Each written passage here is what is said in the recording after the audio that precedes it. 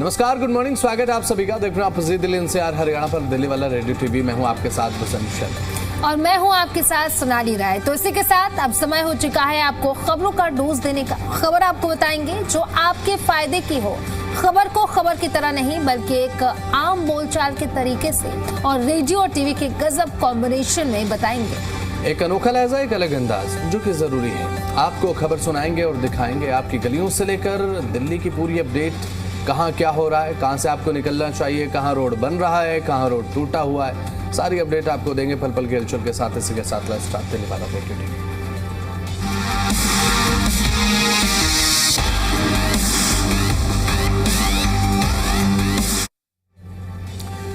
तो सबसे पहली अपडेट तो सुना यही है कि भाई भीषण गर्मी पड़ रही है और भीषण गर्मी से लोगों को जो एक ये राहत भरी एक उम्मीद थी कि बारिश हो जाए तो थोड़ी राहत मिल जाए, तो वो 4 दिन की चांदनी फिर अंधेरी रात वाली बात मुझे लगता है कि बारिश को लेकर होगी। वो 2-3 दिन बारिश होगी, उसके बाद पूरा जून पड़ा है। दिल्ली में भीषण गर्मी से जूझ रहे हैं लोग, लेकिन राहत की खबर अब सामने आई है और राहत की खबर लेकर आई है सोनाली। बताइए सोनाली। बिल्कुल, मौसम विभाग ने बताया है कि मौसम में बड़ा बदलाव देखने को मिल सकता है। बड़ा बदलाव यही हो सकता है कि बारिश हो सकती है, जिसका इंतजार हर एक व्यक्ति कर रहा है, खासतौर पर दिल्ली वासी, क्योंकि लगातार टेम्परेचर जो है वो 45 डिग्री के पार है, जिसकी वजह से लोगों की परेशानी बढ़ती जा रही है। और बात अगर दोपहर की करें बसंत, तो दोपहर में आप बाहर निकलने की सोच भी नहीं सकते हैं। लोग सोचते हुए गर्मी लगने लगती है। बिल्कुल, जरूरी काम है तो ही निकल रहे हैं, और जरूरी काम नहीं है तो अपने घरों में ही वो इंतजार कर रहे हैं कि जब ये धूप चली जाएगी, गर्म हवाओं का दौर जब खत्म होगा,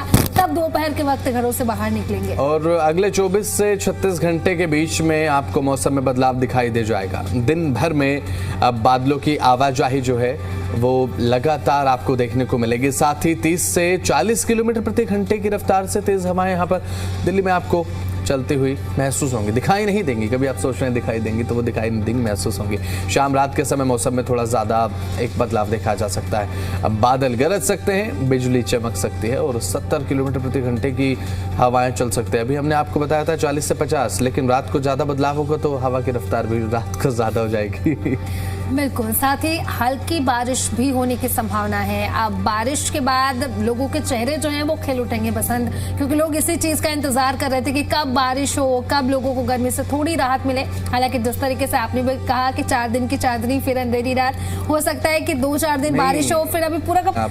और एक ये कि जब अपडेट हम दर्शकों को ये देते हैं ना कि 2 दिन बाद बारिश होगी, 3 दिन बाद बारिश होगी, तो उस आस में समय गुजर जाता है। अब फॉर एग्जांपल हमें ये पता है कि भाई 2 दिन बाद बारिश होने वाली है, मौसम विभाग की तरफ से कहना है ये। अब 2 दिन बाद बारिश नहीं भी होगी तो वो 2 दिन आस में बड़े आराम से निकल जाएंगे। चलिए ठीक है, आज गर्मी है, चल कोई नहीं, परसों बारिश हो जाएगी।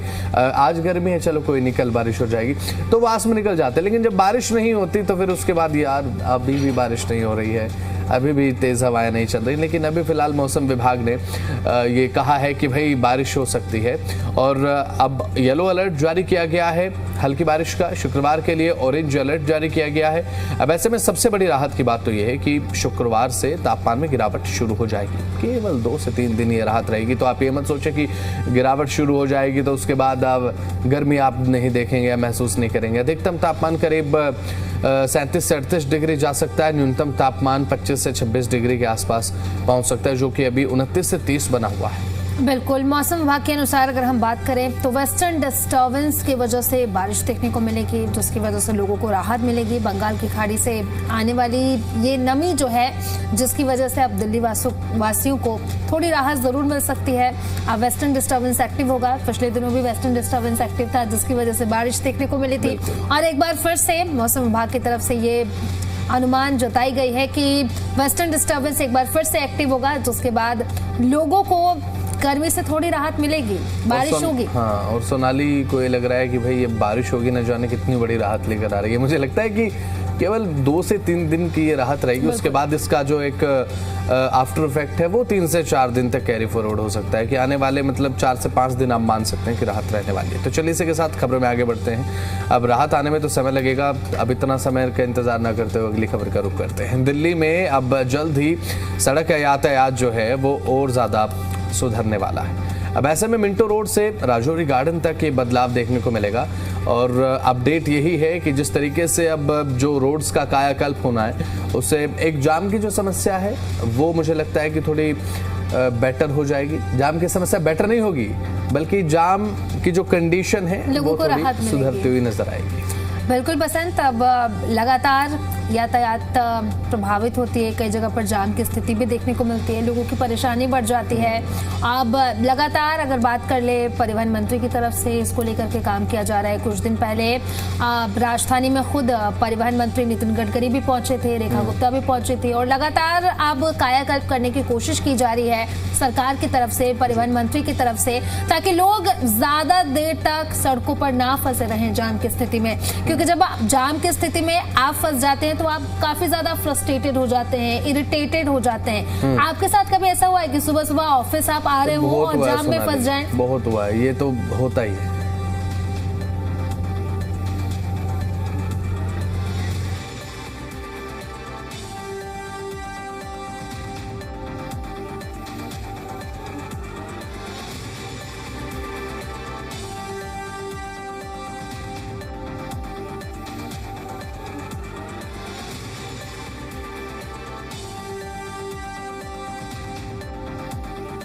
जो सड़कें हैं वहां पर थोड़ा सा कायाकल्प होते हुए नजर आएगा।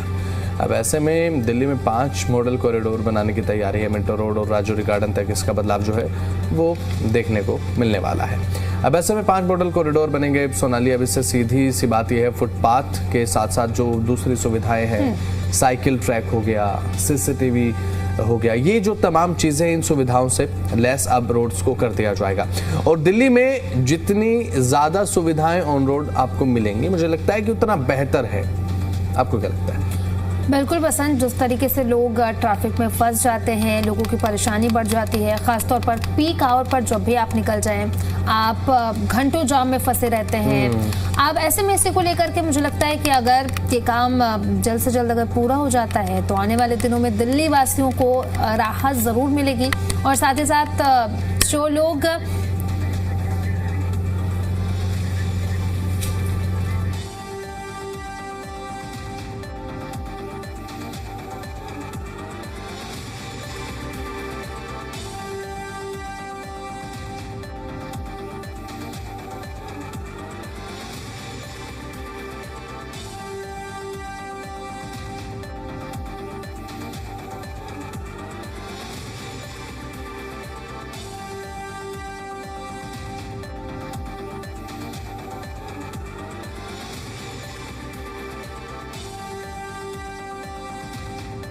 देखने को मिलेगी दिल्ली वालों को। अब अच्छी खबर यह है कि रोड्स पर जो सुविधाएं हैं वो बेटर होंगी। तो चलिए इसी के साथ खबरों में अब आगे बढ़ रहे हैं। अब सोचिए कि गर्मी तेज है, घर में बच्चे हैं, बुजुर्ग हैं, और साथ ही नल खोलते ही पानी की एक बूंद भी ना आए तो भाई हाल बेहाल हो जाएगा। बिल्कुल बसंत, और यही हाल इस वक्त दिल्ली के गोविंदपुरी और खानपुर इलाके का है। पानी नहीं है, लोग परेशान हैं। अब गर्मी इतनी है कि लोगों की जो पानी की जरूरतें हैं वो ज्यादा बढ़ जाती हैं गर्मी में। अब जब गर्मी में पानी नहीं है तो बच्चे हों, बुजुर्ग हों, महिलाएं हैं, घर में जितने भी लोग हैं, उनकी परेशानी तो सीधे तौर पर यहाँ पर बढ़ती हुई नजर आ रही है। पूरा क्या मामला है हम आपको बताते हैं। दक्षिणी दिल्ली के गोविंदपुरी और गोविंदपुरी एक्सटेंशन में करीब 1 महीने से पानी की सप्लाई पूरी तरह से ठप है। नलों में पानी नहीं आ रहा, लोग टैंकरों पर निर्भर हैं और टैंकर भी समय पर नहीं मिल रहा है। भीषण गर्मी है और यही समस्या है कि आखिर कब पानी मिलेगा। 1 महीने का वो समय जब लोगों को पानी नहीं मिल रहा है। अब लोग तो यही कह रहे हैं जल बोर्ड से कि जल्द से जल्द इस समस्या का समाधान किया जाए, और समाधान नहीं बल्कि स्थायी समाधान लोग मांग रहे हैं कि जल्द से जल्द इस समस्या को निपटान किया जाए ताकि पानी उनके घर तक पहुंच सके। और सोनाली, एक चीज ये भी हो जाती है ना, जब आप सेकेंडरी सोर्स पर निर्भर हो जाते हैं तो समस्या और ज्यादा प्रभावी हो जाती है, विकट हो जाती है। आपके पास 2 चीजें होती हैं। आपका प्राइमरी सोर्स होता है जो आपके घरों में नल है, जो टंकी है, उस पर आप निर्भर रहते हैं। जो सेकेंडरी सोर्स है वो टैंकर से जुड़ा हुआ है कि टैंकर आते हैं, आप पानी भरते हैं। प्राइमरी सोर्स नहीं होगा तो आप सेकेंडरी सोर्स पर निर्भर रहेंगे। लेकिन 1 सेकंड के लिए अगर सेकेंडरी सोर्स भी अवेलेबल नहीं है, वहां पर आपके लिए बहुत ज्यादा दिक्कत बढ़ जाएगी। अब हालत ये है, लोगों की परेशानी के बारे में आपको बताएं। अब घरों के ओवरहेड टैंक खाली पड़े हैं, मोटर चलाने के बाद भी पानी ऊपर तक नहीं पहुंच पा रहा है। इसका कारण यही कि भाई पानी की सप्लाई ठीक नहीं है, पानी का जो दबाव होना चाहिए पाइप में वो नहीं है। लोग घंटों तक इंतजार कर रहे हैं, पानी के प्रेशर बनाने की कोशिश है, अलग अलग तरीके से चलती है, लेकिन नहीं हो पाता है। अब पानी फिर भी कम ही मिल रहा है, यानी कि साफ शब्दों में कहें तो पानी है ही नहीं, या फिर है तो बहुत कम है, वो पर्याप्त नहीं है। लोग कह क्या रहे हैं वो बताते हैं। देखिए, स्थानीय लोगों का कहना है कि इलाके में अवैध पानी के कनेक्शन हो सकते हैं, जिससे मुख्य लाइन पर दबाव बढ़ जाता है और सप्लाई पूरी तरह से बिगड़ गई है। लोगों ने मांग की है कि ऐसे कनेक्शनों पर तुरंत कार्रवाई हो। खानपुर में भी हालात ऐसे हैं, यहाँ भी पानी नहीं है, जिसकी वजह से लोगों की परेशानी जो है वो बढ़ गई है। और इतनी गर्मी में सोनाली पानी ना मिले ना भाई तो दिक्कत हो जाती है। कभी कभी तो ऐसा होता है कि पानी की बोतल हम रख के चलते हैं, वो खत्म हो जाती है। 1 लीटर की बोतल आप अपने साथ कैरी करके चल रहे हैं और आपने सफर किया आधे से 1 घंटे, और आप वो पानी आप कब कंज्यूम कर लेंगे वो आपको पता नहीं चलेगा। अब ऐसे में घर में 4 से 5 सदस्य अगर हों तो उस समय पानी ना हो तो बड़ी दिक्कत हो जाती है। और ऊपर 45 डिग्री तक तापमान, ऐसे समय में तो लोग ये कोशिश करते हैं कि अपने साथ 1 लीटर पानी कम से कम वो लेकर चलें, और साथ ही घर में एक्स्ट्रा पानी होना चाहिए। यहाँ एक्स्ट्रा की तो छोड़िए, यहाँ पर तो पानी की बोतल कोई साथ करके कैरी करके ले जाए, वो तक उतनी मात्रा तक में पानी नहीं पहुंच पा रहा है। ये बड़ी समस्या भाई दिल्ली वालों के लिए, और ये समस्या रहती है। अब दिल्ली के जो इलाके हैं जहाँ पर पानी की समस्या रहती है, वहाँ के लोग बखूबी समझ सकते हैं। और अगर खुद को इस भूमिका में रख के देखा जाए तो भाई आप समझ के देखिए उन लोगों को कितनी परेशानी हो रही होगी। सोनाली, एक तो 45 डिग्री का तापमान, सूरज लगातार यही कह रहा है कि पानी रख के तैयारी कर लो, गर्मी और ज्यादा बढ़ने वाली है। और लेकिन यहाँ पर पिछले 15 दिनों से पानी की एक एक बूंद के लिए हाहाकार मचा हुआ है। तो सरकार को इस तरफ ध्यान देना चाहिए। सरकार की जिम्मेदारी बनती है, प्रशासन की जिम्मेदारी बनती है कि भाई इतने दिनों से पानी की किल्लत है, और जो बीच में अवैध पानी के कनेक्शन है उन्हें हटाया जाना चाहिए, तोड़िए उन्हें, ताकि पानी का जो दबाव है वो अच्छे तरीके से रहे इन इलाकों में और पानी की सप्लाई अच्छे तरीके से हो। लोग पीने के पानी के लिए परेशान हो रहे हैं। ट्यूबवेल या फिर सप्लाई दोनों ही कम है, काम नहीं कर रहे हैं। पूरी तरह से टैंकरों पर निर्भरता अगर है, यानी कि सेकेंडरी सोर्स पर अगर निर्भरता है, वो भी अगर अवेलेबल ना हो तो लोग कहाँ जाएंगे? कहीं नहीं, कोई ऑप्शन ही नहीं बचता है। अब यहाँ पर गलियां संकरी हैं, एक ये भी आप कारण कह सकते हैं। स्थानीय लोग बताते हैं संकरी गलियां हैं, टैंकर अंदर नहीं आ पाते हैं। अगर जाना होता है तो पानी की बाल्टी भरने के लिए भी दूर तक जाना पड़ता है। आते आते इतनी देर में पानी से जो बाल्टी है उससे पानी छलक के आधा तो रास्ते में गिर जाता है। बिल्कुल, अब इसकी वजह से लोगों की परेशानी बढ़ गई है और बिल्कुल सरकार को इसको काम करना चाहिए, प्रशासन को काम करना चाहिए और कोशिश करनी चाहिए कि एटलीस्ट गर्मी के वक्त जबकि तापमान 45 डिग्री तक पहुंच गया है, तब लोगों को एटलीस्ट, वैसे तो दिक्कत कभी नहीं हो, लेकिन भीषण गर्मी है इस वक्त, पीने की पानी की बात कर ले या फिर अन्य जगहों पर पानी की अगर बात कर ले तो बहुत ज़्यादा ज़रूरत होती है। वैसे में मुझे लगता है कि सरकार को इस पर जल्द से जल्द काम करना चाहिए और लोगों की जो भी समस्या हैं उसे सुलझाना चाहिए। पानी की कमी सिर्फ परेशानी नहीं है, बल्कि अब ये समय की समस्या बन गई है, पैसे की भी समस्या बन गई है, क्योंकि अगर पीने की पानी की बात करें तो 15-15, 20-20 रुपए की एक बोतल आती है। अब ऐसे में मुझे लगता है कि काम करना चाहिए और कोशिश करनी चाहिए कि जिन इलाकों में दिल्ली में पानी की दिक्कत है उन इलाकों में इन समस्या को जल्द से जल्द खत्म करना चाहिए। बिल्कुल, तो चलिए इसी के साथ खबरों में आगे बढ़ते हैं। तो खबरों में आगे बढ़ते हुए रुक करते हैं अगली खबर का। तो वहीं दिल्ली सरकार ने राजधानी के कई मेट्रो स्टेशन, अस्पताल और सार्वजनिक जगहों के नाम बदलने को मंजूरी दे दी है। इस फैसले का मकसद है कि जगहों को नई पहचान देना, देश की महान हस्तियों को सम्मान देना। तो दिल्ली सचिवालय में मुख्यमंत्री रेखा गुप्ता की अध्यक्षता में राज्य नामकरण प्राधिकरण की बैठक हुई और इस बैठक में डीएमआरसी, डीडीए और शहरी विकास विभाग के कई बड़े अधिकारी भी शामिल हुए और यहीं पर कई अहम फैसले भी लिए गए। कौन कौन से फैसले लिए गए वो जरा हम आपको बता देते हैं। सबसे पहले बात करते हैं मेट्रो स्टेशनों की, जिनके नाम बदले हैं। कौन कौन से वो मेट्रो स्टेशन है वो जरा हम आपको बता देते हैं। अब रोहिणी पश्चिम मेट्रो स्टेशन का नाम बदलकर नया नाम रखा जाएगा doctor Baba Saheb Ambedkar hospital metro station. वहीं पर द्वारका मेट्रो स्टेशन का नाम अब होगा द्वारका ककरोला मेट्रो स्टेशन और इसके साथ ही एक और बदलाव हुआ है। क्या ये बदलाव है वो जरा बता दीजिए बसंत। रोहिणी पूर्व मेट्रो स्टेशन का नाम अब आसान पहचान के लिए रखा जाएगा रोहिणी मेट्रो स्टेशन और सरकार का कहना है कि इससे यात्रियों को स्टेशन पहचानने में आसानी होगी। अब बात खेल परिसर की करते हैं। रोहिणी के बेगमपुर इलाके में बन रहे नए खेल परिसर का नाम रखा जाएगा अटल खेल परिसर। जी हाँ, और ये नाम भारत के पूर्व प्रधानमंत्री अटल बिहारी वाजपेयी के सम्मान में रखा गया है। और इस बात को लेकर बात हम जब करते हैं तो खास बात ये निकल कर आती है कि यहाँ पर उनकी एक प्रतिमा भी स्थापित की जाएगी और अस्पताल और चौक के सामने जो ये नाम है वो लगाया जाएगा।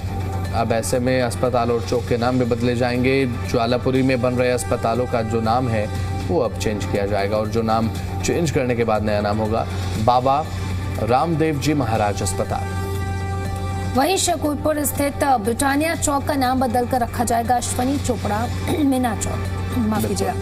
और सरकार ने ये कहा है बसंत कि दिल्ली सरकार का कहना है कि इन सभी फैसलों का उद्देश्य दिल्ली की सांस्कृतिक और ऐतिहासिक पहचान को मजबूत करना और उन लोगों को सम्मान देना जिन्होंने समाज में बड़ा योगदान दिया है और इसी के लिए ये नाम बदले गए हैं।